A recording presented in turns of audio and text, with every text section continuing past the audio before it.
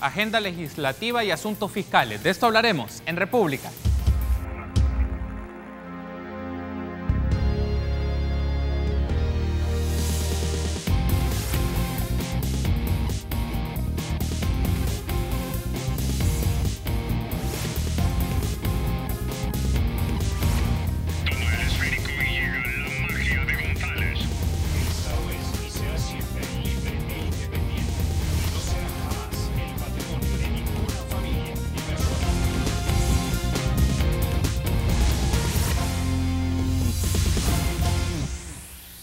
Muy buenos días, qué gusto que nos acompañe en una nueva edición de República. Iniciamos semana, les saluda Carlos Monterrosa, deseándoles que esta semana sea muy productiva para usted en sus diversas actividades laborales, profesionales y familiares. Iniciamos entonces la semana y en la edición de este 28 de mayo está conmigo Norman Quijano, presidente de la Asamblea Legislativa. Con él hablaremos un poco de la agenda parlamentaria en asuntos fiscales, préstamos, decisiones administrativas, entre otros temas. Bienvenido, presidente. Qué gusto que me acompañe en República. Muchas gracias, Carlos, por invitarme. Muy buenos días, amables televidentes. Gracias por estar conmigo esta mañana. Y bueno, vamos a hablar de diferentes aspectos que conciernen al trabajo de la Asamblea Legislativa. Hay discusiones ya sobre préstamos, el préstamo del BID. El ministro de Hacienda también se ha presentado llevando 3 iniciativas de decretos para discutir asuntos fiscales que tienen que ver con la deuda. Ya lo hablaremos en unos minutos, pero quiero aprovechar en este inicio de la entrevista para consultarle. Carlos Calleja ya conoce quién será el contendiente del FMLN para las presidenciales del próximo año, Hugo Martínez. ¿Cuál es su reacción? Bueno,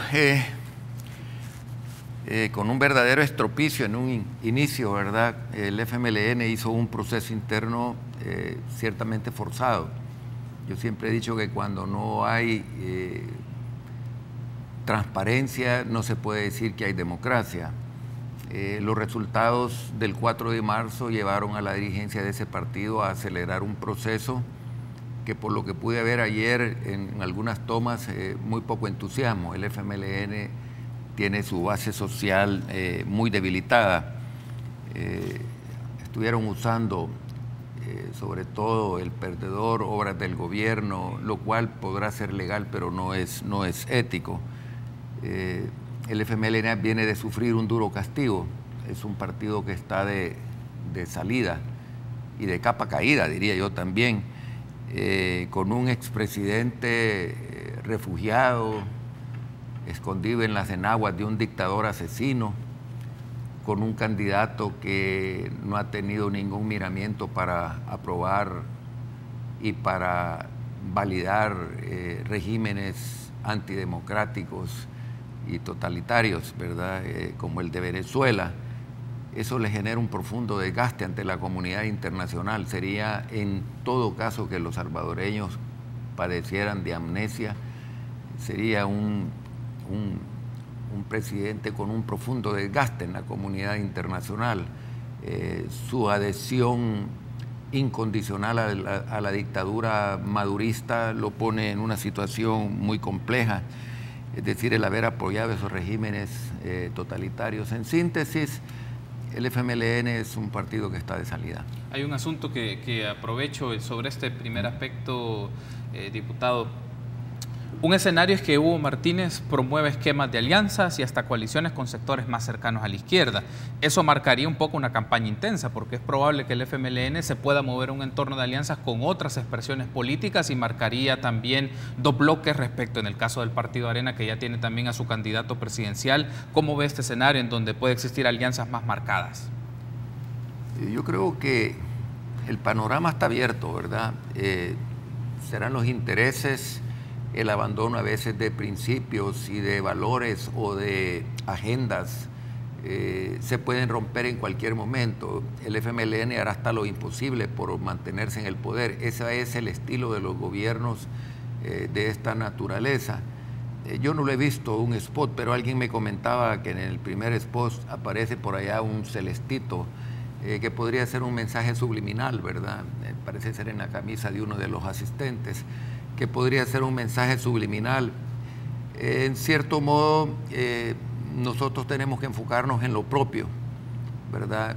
Y dejar al ciudadano que actúe, que en los procesos últimos el ciudadano, el salvadoreño, tiende a despertar y volverse más crítico. La sociedad civil se ha vuelto muy activa, muy participativa, Carlos, y eso yo creo que es beneficioso para el país. Así que nosotros estaremos atentos a fortalecer las expresiones de nuestro candidato.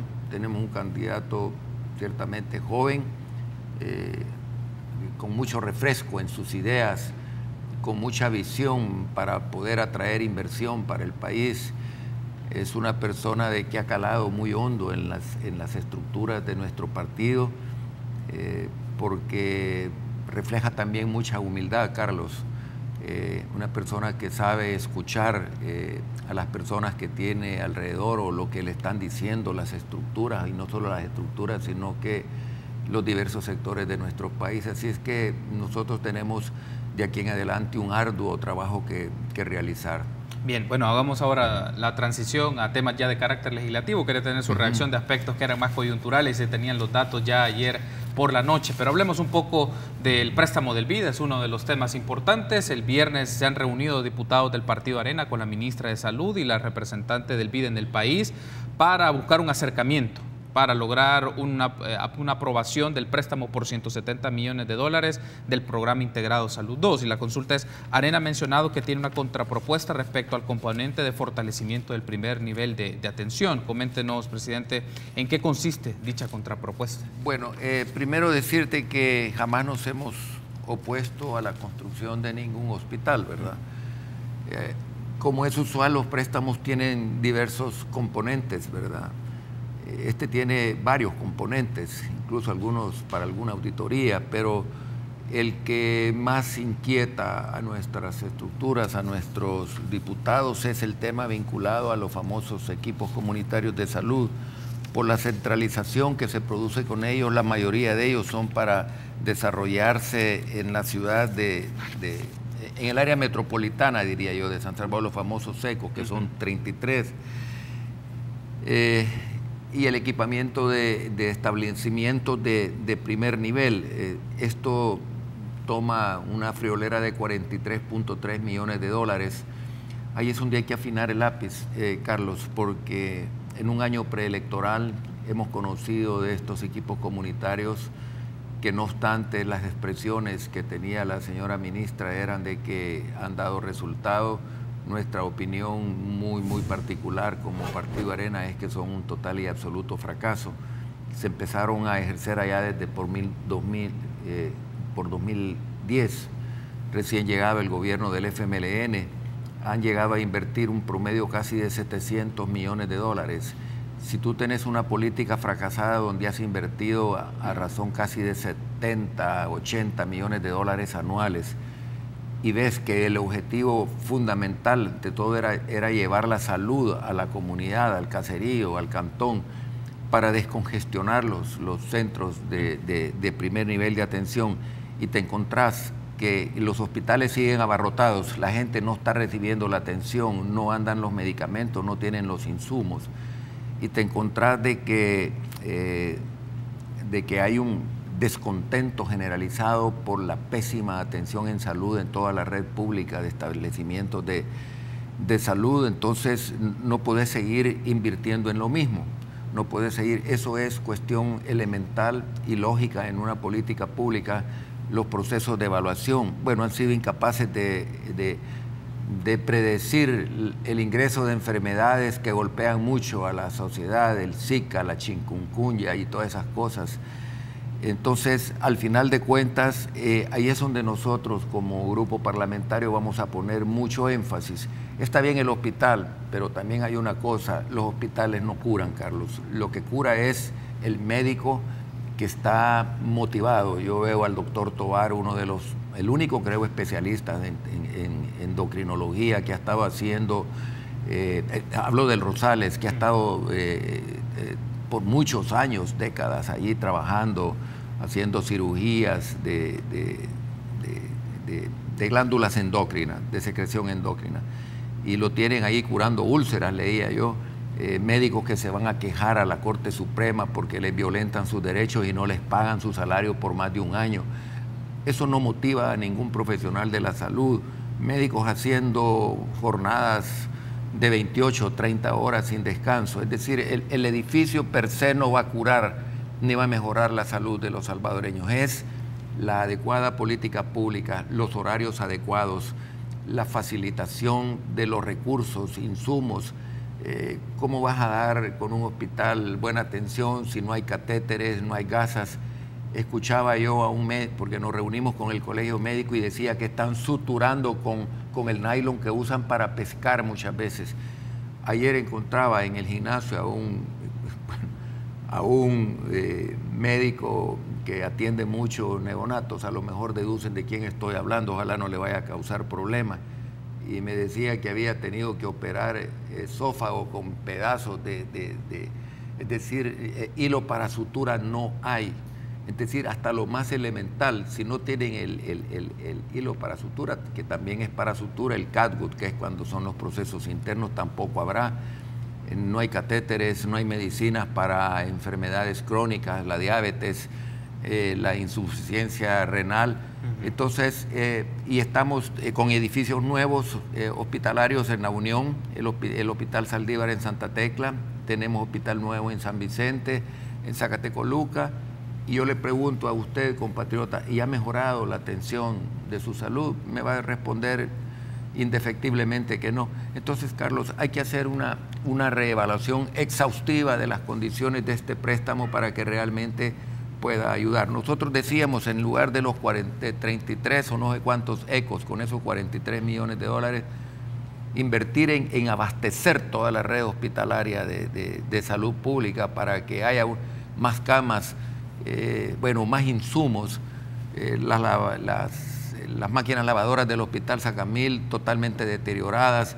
Inauguraron una sala, entiendo, de alta cirugía cardiovascular en momentos de la campaña por el profesor Sánchez Serén, y me decían, está abandonada, y costó como $2 millones y está abandonada. Entonces, no es el tema de los edificios, y yo creo que eso debe quedar muy claro. Tengo que hacer una pausa, pero al regresar me gustaría que sigamos hablando y nos pueda precisar cuáles son esos componentes de la contrapropuesta de Arena respecto al caso de los ecos, pero también hablar un poco más, en este caso en particular, sobre la metodología de trabajo que van a tener los grupos, entiendo, con el BID, el grupo parlamentario de Arena y las expresiones también del partido del FMLN. Permítanos una pausa, regresamos en minutos.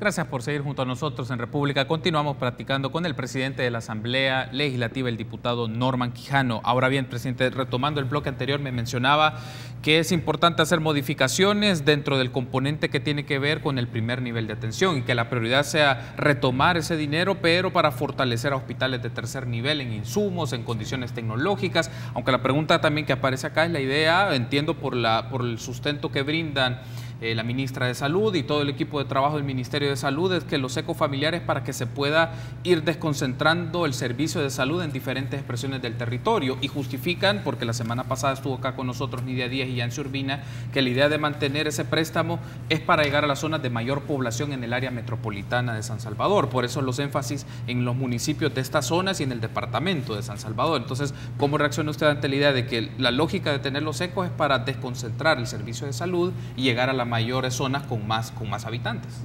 Ya te expresaba en el anterior segmento, Carlos, que ese objetivo no se ha cumplido. Ahora, yo quiero destacar la buena voluntad de las autoridades de salud, Carlos. No todas las cosas son negativas. He cuestionado un componente del préstamo. Podríamos seguir analizando. Aquí tengo fortalecimiento del primer nivel, el primer componente, fortalecimiento de la red hospitalaria. El segundo, tercero, apoyo a la mejora de la gestión y eficiencia de la red de salud. Ese tiene 10.8 millones, administración y auditoría 3.9 millones, etcétera. Hay una buena voluntad de la ministra, su equipo técnico.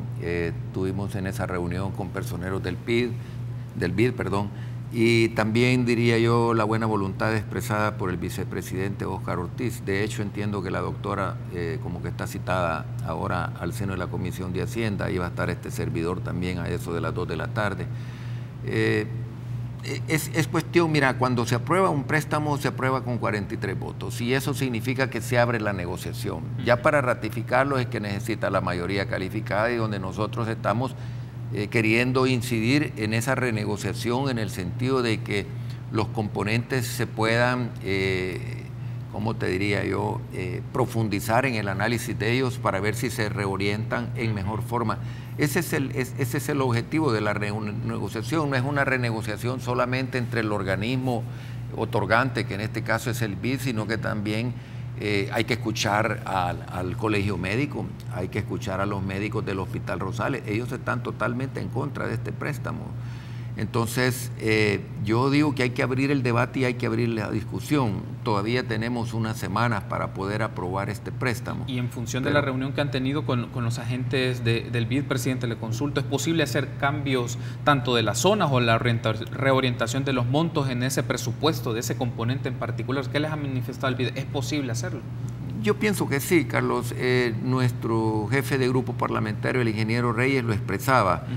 Y decía, a mí me gustaría que unos ecos de estos estuvieran en Cabañas, decía, y Julito Fabián, nuestro jefe, decía, el licenciado Fabián decía, bueno, yo también en Chalatenango.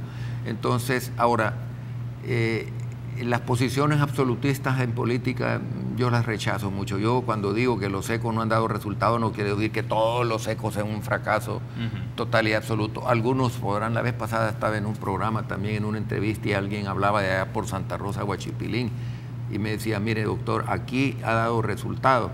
Es decir, lo que mides es el resultado en términos generales, ¿verdad? En términos particulares, algunos ecos obviamente, si no se han invertido 5 centavos y son 700 millones de dólares, es una cantidad impresionante.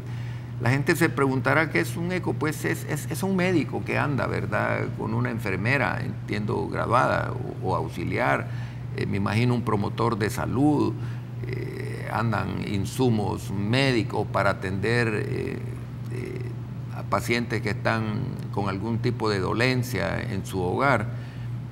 Eso se suponía iba a bajar, por eso te insisto, iba a bajar la demanda, pero si yo te invito a que vayas a un hospital, te vas a dar cuenta que sobre todo a esta hora está saturado de centenares de personas que les dan cita muchas veces para que vuelvan dentro de 6 meses. Los tendrían que ir a buscar muchas veces a un cementerio porque ya no regresan. El que conoce de términos médicos sabe que un signo o un síntoma que a un profesional, yo soy profesional, se le escape, puede representar, si tú lo estás viendo con la pupila dilatada, si lo estás viendo pálido, dependiendo si lo estás viendo con temperatura. Es decir, un signo, un síntoma que tú no le des todo el análisis, la profundidad de diagnóstico, el pronóstico y el tratamiento va profundamente vinculado. Entonces, te repito, nosotros estamos abiertos al diálogo, ese es el punto medular, estamos abiertos al diálogo, vamos a seguir profundizando en este tema, la esperanza no hay que perderla nunca. Pero también nosotros somos 37 diputados que tenemos que darles explicaciones a ellos de cómo estamos abordando este tema y ellos van a estar, hasta que estén convencidos, van a estar dispuestos a votar también por esto. Y en este proceso de diálogo, presidente, también se ha considerado, por ejemplo, a los alcaldes de municipios como Apopa, Santiago Texacuangos, Tonacatepeque, Santo Tomás, San Juan Opico, donde irían los ecos y están siendo gobernados por alcaldes de Arena. Entonces, me imagino que tendrán una postura y serían en principio como el plantel de las instancias favorecidas, serían sus municipios. Entonces, ellos también tendrán una posición porque es parte del trabajo de los gobiernos locales disponer de un eco para facilitar el movimiento de la gente y que pueda ser abastecida por un servicio de salud, o particularmente de este equipo médico. ¿No ha tenido alguna reacción de los alcaldes de esta zona? Que yo sepa, no, Carlos. No me entero, te soy franco. Los alcaldes tienen reuniones periódicas con nosotros. Yo hace unos 15 días invité a todos los alcaldes de mi partido del área metropolitana. Tuvimos con Víctor de allá de San Martín, con Efraín Cañas de Santo Tomás, vino el coronel Zelaya de Apopa, vino Alberto Estupinián de Santiago Texacuango. Es decir, los invité a una reunión a la presidencia de la Asamblea para abordar diversos temas.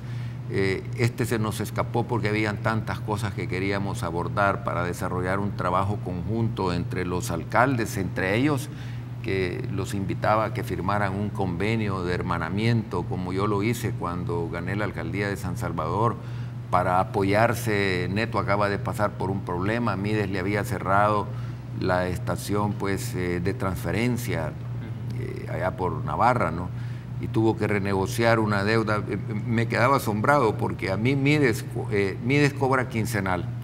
La alcaldía paga aproximadamente, disculpa que me escapo brevemente de lo que estamos abordando, la alcaldía paga aproximadamente $250,000 por 600 toneladas mensuales diarias que se recogen de basura. A mí me llegaba la factura, digamos, ahora lunes y ya el miércoles, y yo no tenía los 250,000, el promedio, para pagar. Ya estaba la amenaza de cierre. No obstante, contractualmente dice que solo te pueden cerrar o la estación de transferencia del relleno si tenés 3 meses de demora. Pues Neto encontró el tema con 4 meses de demora del alcalde saliente, es decir, súmale, no sé, cerca de 3, 4 millones de dólares de deuda. Y digo yo, bueno, ¿y por qué no le cerraban como a mí me cerraban? Y la amenaza, la llamadita estaba ahí, ¿verdad? Pero bien, son las cosas. Los intereses políticos a veces hacen que estos contratos se usen para presionar a los alcaldes. Yo tuve una presión espantosa los últimos 6 meses de mi gestión, más que me veían como un aspirante presidencial, había que causarme una mala imagen. Pero bien, retomo el tema. Vamos a informar a nuestros alcaldes de este tema. Es una buena observación la que me has hecho, y si bien en particular este tema no lo hemos abordado, yo creo que hay que tocarlo. Ahora, me gustaría que hagamos la transición a otro de los temas, porque el ministro de Hacienda también llegó la semana pasada a la Asamblea Legislativa con una propuesta para refinanciar la deuda del Estado, básicamente 3 proyectos de decreto, pero hablemos de uno de estos: emitir títulos valores de crédito por 2.457 millones, básicamente en relación a bonos y eurobonos que vencen un periodo de 2019-2024. En este momento, ¿cómo se está configurando la postura del grupo parlamentario de Arena respecto a esto? Porque es un punto importante, dado que no solo le significa al gobierno que sale, al que asuma 2019 también pueda tener condiciones financieras relativamente estables en el pago de estos compromisos, sobre todo de su deuda externa y de su deuda interna. Bueno, los 3 préstamos que llevó él tienen una característica en común: es renegociación de deuda, ¿verdad? Es renegociación de deuda. Y buscan ellos darle, diría yo, pues estabilidad y predictibilidad al país para los próximos años, hasta el 2024.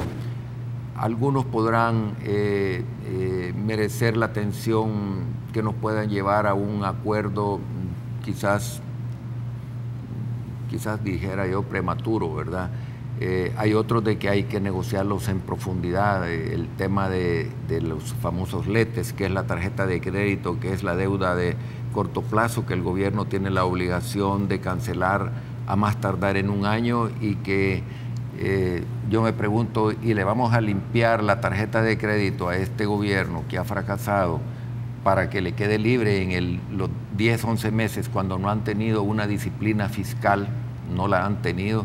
¿Les vamos a limpiar de nuevo la tarjeta de crédito? ¿Se la estaremos limpiando a este gobierno que va de salida, o se la vamos a limpiar para el gobierno que entre? Entonces, ese es un tema para nosotros medular. Luego hay otro ahí, parece ser de 350 millones de dólares que lo están, es para disminuir los intereses de la deuda. Parece ser que ese de 350 millones es con el BID, con el propósito de que se pague un préstamo para que está al 7% y a 10 años plazo, para trasladarlo a largo plazo, a 25 años plazo y a un 3.5 de interés. Ese es el que considero yo un poquitito más factible, pero bien, habrá que verlo, porque eso puede representar para el país en pago de intereses por el orden de 140, 160 millones de dólares. Estoy haciendo un poco de memoria de lo que expresó el ministro cuando vino al Salón Azul. Ahora entran ya, inmediatamente les dimos iniciativa. Yo se lo prometí al señor ministro de Hacienda que le iba a dar inmediatamente la iniciativa. Esta legislatura ha empezado muy bien, Carlos, y le dimos la iniciativa para que en esa misma plenaria el Pleno lo trasladara a la Comisión de Hacienda, y hoy va a ser uno de los temas que probablemente en principio empecemos a abordar. Muy bien, tengo que hacer una pausa, pero al regresar vamos a continuar discutiendo este tema en particular, porque hay unos en el caso de la emisión de títulos valores que tienen una fecha de caducidad o vencimiento mucho más cercana. Entonces, se puede 800 millones para el próximo año. Uno para el próximo año, otro 2019, otro 2020, otro 2021, sí. Pero bajo qué términos también el Partido de Arena le va a dar prioridades y qué términos también van a marcar las negociaciones con los otros grupos parlamentarios. Y también me gustaría que hablemos del carácter más administrativo de las decisiones de la presidencia y de la Junta Directiva de la Asamblea Legislativa. Pero antes de irnos a pausa, te contamos que en Decameron también disfrutamos de la pasión del fútbol y queremos compartirlo contigo. Haz tu precompra entre el 1 y el 31 de mayo y participa en la rifa de 2 paquetes dobles a Cartagena de Indias y San Andrés en Colombia. No te quedes fuera de esta gran fiesta porque en Decameron lo mereces todo. Reserva ya al 2209-3000. Pausa, regresamos.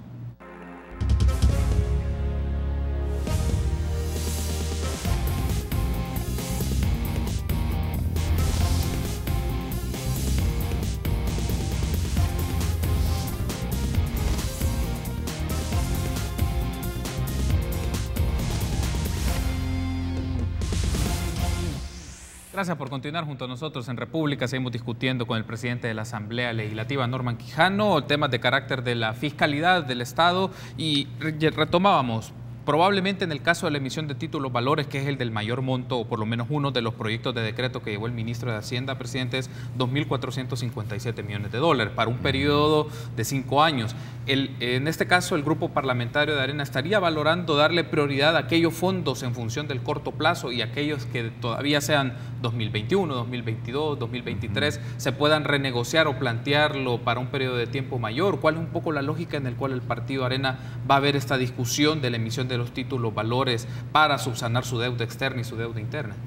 Sí, bueno, lo cierto es que va más allá de 2.457, eso es la reestructuración de deuda soberana en bonos que hay que pagar del 2019 al 24, pero está el famoso rollover, ¿verdad?, de los 800 millones de dólares que ellos quieren para cancelar el actual saldo que tienen de letes para volver a tener la disponibilidad. Mira, el país no puede seguir desordenado fiscalmente y este gobierno ha incumplido la tarea. Si tú te recuerdas, cuando se aprobó la ley de responsabilidad fiscal, yo no era de la Comisión de Hacienda, pero estaba ahí todos los lunes. Se aprobó la ley de responsabilidad fiscal, hoy sí soy de la Comisión de Hacienda, te aclaro. Ellos se comprometieron a bajar un punto del déficit fiscal por cada año del ejercicio. Estábamos hablando que le faltaban a este gobierno 3 años, ¿verdad? Esa tarea no la han cumplido. El Fondo Monetario Internacional dice que hay que hacer un ajuste del 2% del déficit fiscal. Con el nuevo sistema de cuentas estábamos usando el de 1990, hoy usamos el de 2005.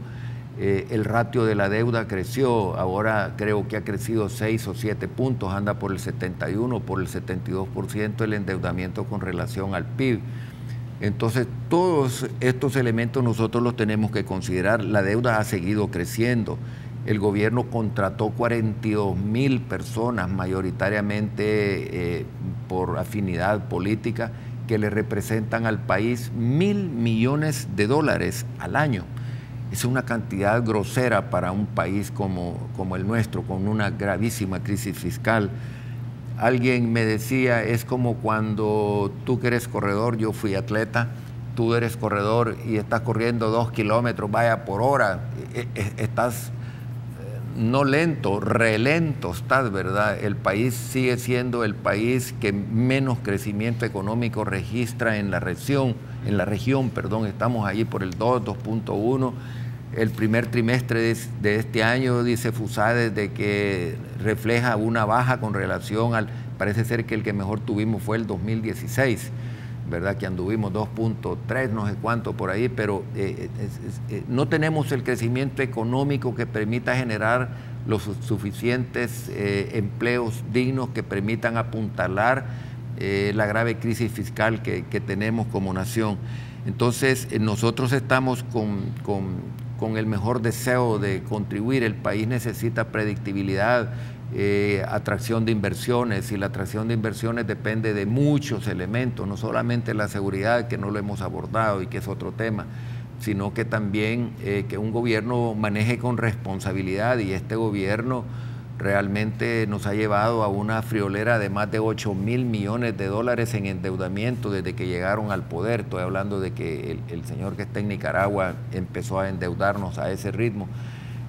Cuando tú ves que están pidiendo, 800 millones, y dice uno, bueno, ¿y dónde están las obras? En el caso del rollover, los letes, y uno dice, bueno, ¿y dónde están? ¿En qué gastaron esos 800 millones de dólares? Si es que estoy hablando de cifras astronómicas, que el ciudadano a lo mejor no lo alcanza ni a concebir mentalmente esas cantidades de dinero, y no ves obras en el país, y ves los hospitales desabastecidos, y ves las escuelas derrumbándose, y ves a los profesores que no les cumplen los compromisos que están sustentados con decretos legislativos. Llegaron las gremiales de educación a la plenaria que tuvimos el jueves anterior. Entonces uno dice, bueno, y le vamos a seguir dando la plata a un gobierno que incumple, que no tiene disciplina fiscal. No es tan fácil convencer a 37 diputados, Carlos. ¿Bajo qué términos se puede lograr un poco? Porque usted me mencionaba, probablemente el préstamo por 350 millones con el BID tenga condiciones más favorables para tener los votos. Los otros dos, lo de los letes y el tema de la deuda por 2.400 millones de dólares, va a significar más tiempo la negociación, o por lo menos la búsqueda de entendimiento. Se lo planteo de esta manera porque, de una u otra forma, dilatarlo, llevarlo, no genera predictibilidad tampoco para la fiscalidad del Estado. Es decir, plantea un escenario un poco difícil y no caer en una situación, ya sea de impago o una situación de que tu récord crediticio sea bastante deficiente. Sí. Es que este de 350 yo entiendo que es para terminar el ejercicio fiscal que estamos corriendo, ¿verdad? El gobierno no alcanza a llegar a diciembre, necesita esos 350 millones, entonces entra en un proceso de renegociación a más largo plazo para poder disponer de plata para cerrar. Por eso te digo, no ha existido la disciplina fiscal y ese es el problema, ¿verdad? Cuando tu esposa te dice, quizás no es el mejor ejemplo, me voy a poner a un hijo, te está diciendo, mire papi, lo que me dio para ir a comprar los libros, lo que me dio para que fuera al médico, lo que me dio para ponerle gasolina al carro con que voy a la universidad, tú se lo diste para un mes y él se lo acabó en los primeros 10 días. Entonces, ¿qué es lo que resulta? Tú le decís, bueno, ¿y en qué te gastaste la plata? Porque no has ido a la universidad, todavía te faltan 20 días para gasolina de tu carro, y esto, y esto, y esto, y esto, y lo otro. Por eso te decía, es como cuando la economía crece, y puse el ejemplo del corredor, ¿verdad? Que está corriendo 2 kilómetros por hora, pero los otros están corriendo 5, 6, 4 kilómetros por hora. Pero tú vas con el agravante que llevas una gran mochila en la espalda, ¿verdad? Vas corriendo lentísimo, llevas la gran mochila que es la deuda que tiene el país, en que nos han metido los señores, 17.000 millones de dólares, creo que pasamos con el nuevo radio. Entonces, llevas esa gran mochila, no solamente vas lento, sino que llevas la gran mochila en la espalda. Y luego te toca subir una cuesta. Lo más probable es que no vas a poder aguantar corriendo. Entonces, lo pongo así en esos términos para que el ciudadano me entienda, pero esa es la crisis que vivimos, ¿verdad? La crisis fiscal. Quiero aprovechar estos últimos minutos de la entrevista, presidente, para ver aspectos más de carácter administrativo de la Asamblea Legislativa. Hasta el momento, según la información que ha publicado el órgano legislativo, el saldo del estado de ejecución presupuestaria de la Asamblea Legislativa a 31 de marzo de 2018 eran 12.171.023 dólares. Claro, de un crédito presupuestario de poco más de 58 millones de dólares. Pero mi pregunta es, ¿podrá usted hacer ciertos recortes o reorientaciones en el monto del presupuesto de la Asamblea como organización o como un órgano del Estado? ¿Podrá hacer algunos recortes o reorientaciones, o esto va a depender mucho de la capacidad de negociación que se tenga con otros grupos parlamentarios en la Junta Directiva? Bueno, estamos recortando rubros, ¿verdad? Dentro del presupuesto de la institución. La Junta Directiva, quizás primero decirte que está muy compenetrada del problema que estamos teniendo, cómo hemos encontrado la Asamblea. Yo casi te puedo decir que son decisiones que hemos tomado por consenso, la mayoría de los miembros de la directiva, porque todos estamos compenetrados. Cuando yo le planteé a la directiva la crisis que teníamos y que no llegábamos al mes de octubre sin estarle llegando a pedir, a tocar las puertas al ministro de Hacienda para solicitarle un refuerzo, porque el rubro 51, correspondientes remuneraciones, se había estado alimentando con lo que se decía que era el ahorro del seguro, los 3 millones, esos se fueron en salarios. Entonces hemos dicho, por ejemplo, a veces en adecuación del Salón Azul, el próximo miércoles tenemos sesión solemne. Viene el señor presidente de la República a rendir el informe de su cuarto año de gestión como mandatario. Se destinaban techos de $20.000 para adecuación del Salón Azul. Hemos pedido que baje a $10.000, ¿verdad? Se destinaban $220.000 en teléfonos y en radios y todo. Hemos dicho que hay que entrar en una fase porque ese contrato está corriendo, está vigente. Pero nos decían que hay una cláusula contractual que la podemos negociar, donde podamos bajar, ojalá que a futuro la mitad, y hemos dicho que la gasolina hay que bajarla a la mitad, de $200 y pico mil a 100. Es decir, venimos haciendo, ¿verdad?, ajustes y recortes. Hemos tenido que tomar medidas dolorosas. A mí realmente me duele porque no debería de ser. La Asamblea no tiene un gerente general, la Asamblea tiene un gerente de operaciones legislativas que es el que enfoca el trabajo per se, por antonomasia de la Asamblea Legislativa, es decir, la promulgación de leyes, de decretos, la elección de funcionarios de segundo grado, pero la parte administrativa la descansa en una junta directiva que me ha dado facultades y poderes, pero que yo muy respetuosamente incluso estoy tomando decisiones que le solicito para tener el respaldo. Le solicito la firma al resto de miembros de junta directiva para tomar decisiones que son muy complejas, que no... Es decir, trato de curarme en salud por la experiencia administrativa que adquirí en la alcaldía. Hay decisiones que...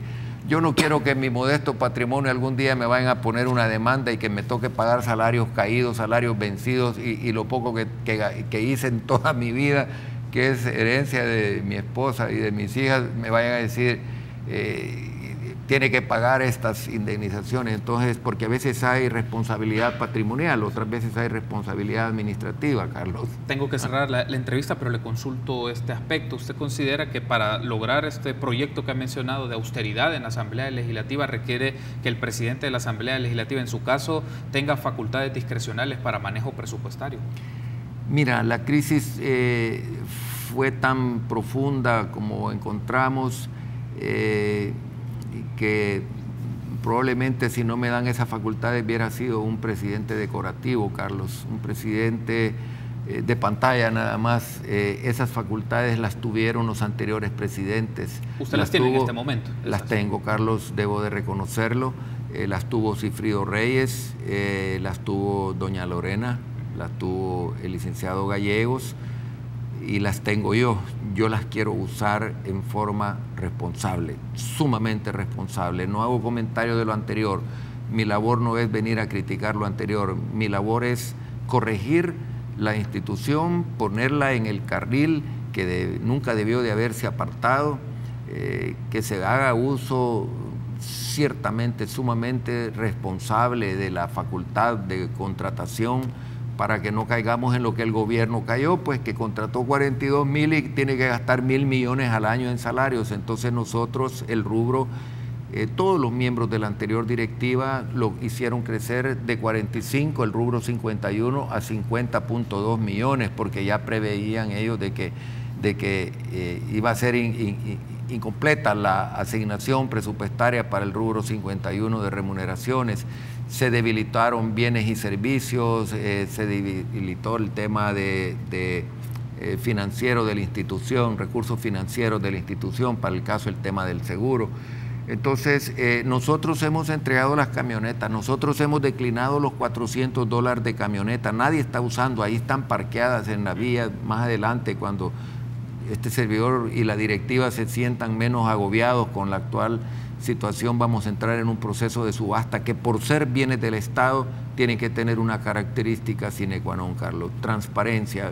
La gestión que por breve tiempo voy a estar haciendo como presidente de la institución, solo tengo 1 año y medio para corregir todas estas cosas, se va a caracterizar, dije yo, por primero austeridad, transparencia y consenso. Ya tenemos el primer gran desafío. Mañana ya como Comisión Política enfrentamos los listados que nos envió el Consejo Nacional de la Judicatura y empieza una elección que tiene los ojos del país entero encima, sí, y que a mí me toca presidir esa Comisión Política, y pido a Dios que me dé serenidad, que me ilumine, que ponga en mi mente y en mis expresiones las mejores ideas para cumplir con el cometido, Carlos. Quiero darle las gracias, presidente de la Asamblea Legislativa, por haberme acompañado en este espacio de entrevista. Espero que nos volvamos a encontrar y llevarle la pista. Tenemos pendiente este caso, el proceso de elección de magistrados para la Corte Suprema de Justicia y cuáles se van configurando los posicionamientos y también cuál va a ser el marco y criterio de decisión respecto a estos perfiles. Gracias por haberme acompañado. Muchas gracias, Carlos, por la invitación y que tengan un feliz inicio de semana, mis compatriotas. Muchas gracias, Carlos. Gracias por haberme acompañado. Permítanos una pausa, continuamos con más entrevistas.